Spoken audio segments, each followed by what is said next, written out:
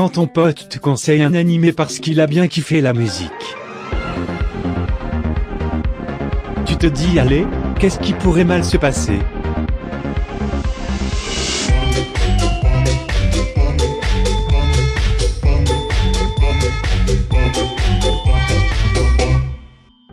Maggie, The Labyrinthe magique. Bon bah, voyons ce que ça donne. Oh, non, non, non, non.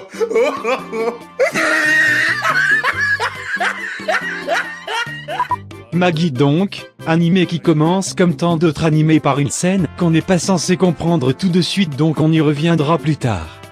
Boum. Ce berbère blond aux yeux verts, c'est Ali Baba, dites bonjour. Très vite il va rencontrer Aladdin, le gamin qu'on a vu dans la première scène, et ça va pas tarder, que le petit con fout déjà sa merde devant, ce qui va servir d'antagoniste pour ce premier épisode. Un petit gros qui apparemment gère tous les business de tout le patelin.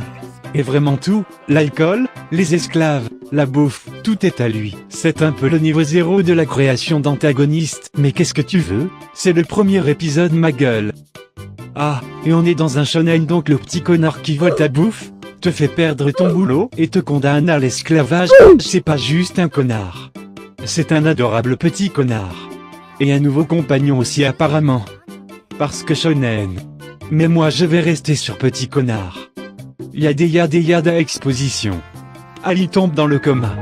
Lendemain matin, Ali explique les nobles raisons qui le poussent à vouloir conquérir un labyrinthe, à savoir, le pouvoir, l'argent, la bouffe et les putes. Un personnage adorable donc, qui mérite son pins de grand connard. Bien joué les gars, vous faites vraiment la paire. On passe à l'introduction d'un nouveau personnage que je vais nommer personnage fonction au regard bougon, mais qu'on sent qu'elle a un gros cœur sous sa carapace de dignité, qui, non contente de faire valoir son rôle de demoiselle en détresse ce coup-ci, ne va servir en fait qu'à présenter le pouvoir phénoménal du petit connard.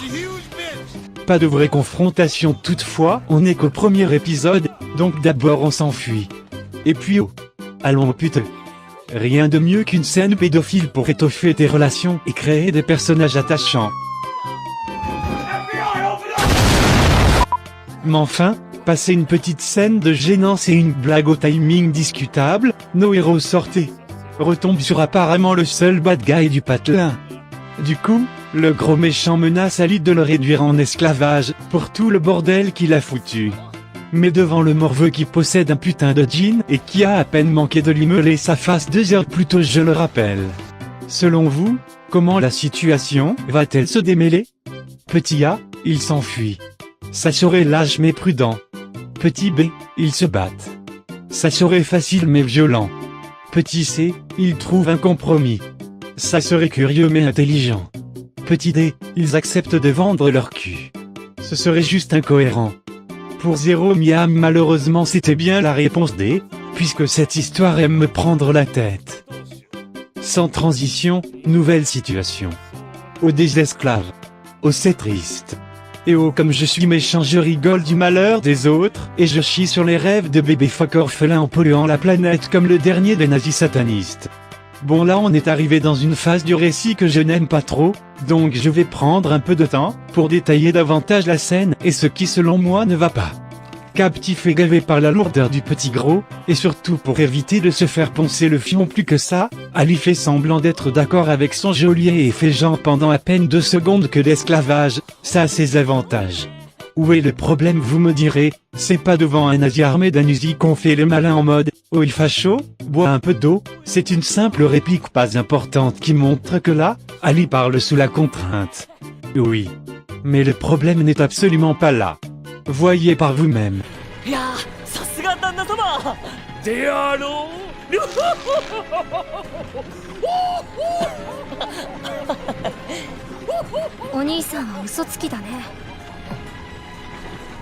そうやって嘘をつき続けていると誰も自分自身も自分のことを信じられなくなってしまうんじゃないのかい。 Bien.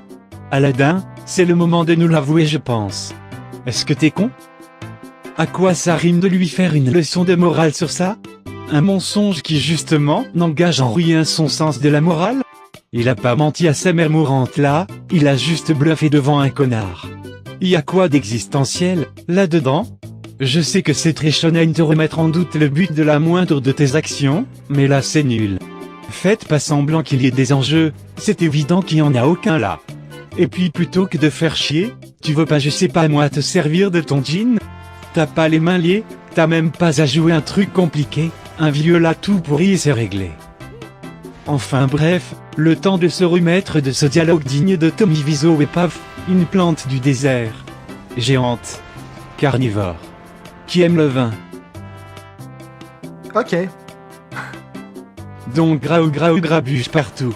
L'esclave de tout à l'heure, tombe en voulant sauver une enfant, et là Ali essaie de... Mission failed. We'll get 'em next time. Ouais. Je te mettrai un B- pour l'effort. Mais cette scène de toute façon, je la comprends pas. Je sais pas si c'est que moi mais à partir de là, y a plus rien qui va. Déjà désolé d'insister mais utilise ton jean la putain de ta race t'attends quoi? Que quelqu'un nous aide? Oui la putain. Que le gros compte que sur son vin ok on a compris il est méchant, la mère impuissante qui veut faire quelque chose ok c'est cohérent, mais vous là arrêtez de vous branler le shonen et utilisez ce putain de jean. Bon. Ok. Tant pis. C'est moi qui me méprends, c'est vrai qu'utiliser tout de suite le jean ça aurait pu être cool et logique. Mais c'est clairement pas le but de cet animé. Donc, après un sauvetage aussi approximatif qu'inutile, parce que oui, elle est pas en sécurité 2 mètres plus loin là faut pas déconner, Alice meurt apparemment et commence à se poser des questions. Mais encore cette histoire de mensonge mais vous êtes tous cons. La seule fois où on t'a vu mentir c'était juste un coup de bluff absolument pas important, quand est-ce que mentir c'est devenu un de ses traits de caractère, ça sort d'où? Mais bon ça y est, le petit connard se sort la flûte de l'anus et dans un moment d'émotion, aussi prêcha que mal branlé, sauve son pote d'un danger, qu'il aurait pu éviter je rappelle. Parce que là rien ne justifie qu'il ait rien glandé jusque là, il y a même 3 plans où on le voit regarder dans le vide en ne faisant rien. Pas même un flashback. Alors c'est quoi la raison? Un intrus dans le génome? Un AVC? Ou des branleurs de scénaristes, qui savent plus comment rendre le genre du shonen plus inintéressant qu'il ne l'est déjà? Ajoutez à ça le fait qu'il puisse voler depuis le début en fait, et que le vin aurait apparemment pour effet d'immobiliser cette plante. Donc, la caractéristique principale était qu'elle aime le vin à la base putain de quoi? Et merde j'abandonne. On arrive à la fin de toute façon. L'épisode se finit avec une petite scène, qui renvoie à la première et où on comprend que le mort veut plutôt que de demander l'argent ou la gloire, à souhaiter que le génie devienne son ami, parce que putain de shonen. Premier épisode de Maggie. Conclusion? Les héros sont creux au possible.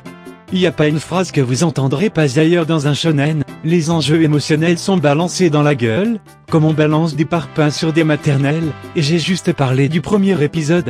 Les 4 suivants c'est la même. Voilà. C'était Maggie et je sais plus quoi dire, si ce n'est shonen, amitié putain de shonen.